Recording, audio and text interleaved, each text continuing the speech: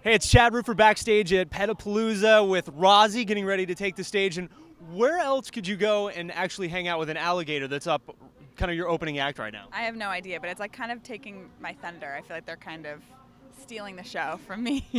So we could talk a whole item about Adam Levine and how you were the first signing to his label, but I'm more interested to know if you got an invitation to the baby shower.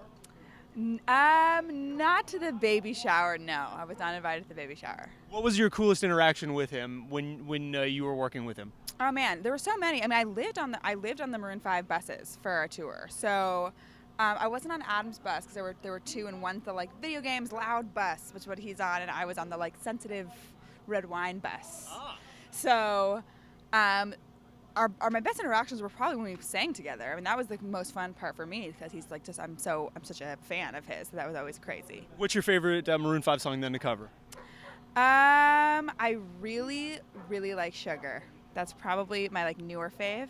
But then I love like the whole first album. That album was like a big deal for me in like middle school, you know?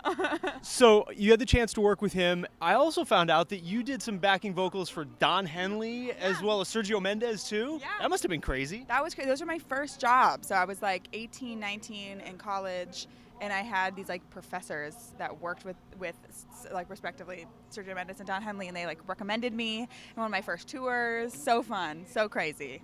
And if you could get the opportunity now to do a duet with anybody out there, who would you hope is watching this video right now and you're like, please, I would love this opportunity? Oh my goodness. I'm a really big Chris Stapleton fan. That would be really amazing. I know he's a country singer and we're a little bit different lanes, but he's like a soul singer to me. I just love his voice.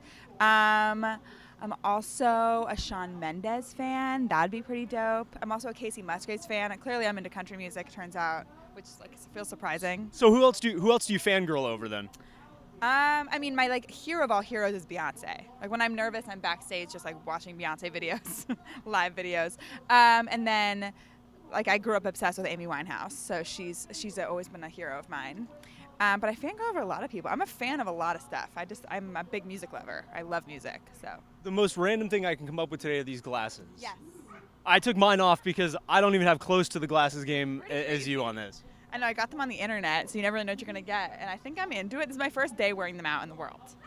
A+, you should do it again. It's working. Absolutely. No, you rock it. You rock it. So 2 songs up on iTunes right now that people can buy from Rozzi. Tell us about those. Yeah, so the first song I released is a song called Uphill Battle, which is one of my favorites on the upcoming album. It's just like a very personal song about more or less like what the things you're frustrated about, like the things that are in your blood that just drive you crazy that you can't really change. That's just like part of who you are. And it was really an attempt for me just personally to make those things not feel like these horrible weaknesses, but to make them feel like strengths, to empower myself through them.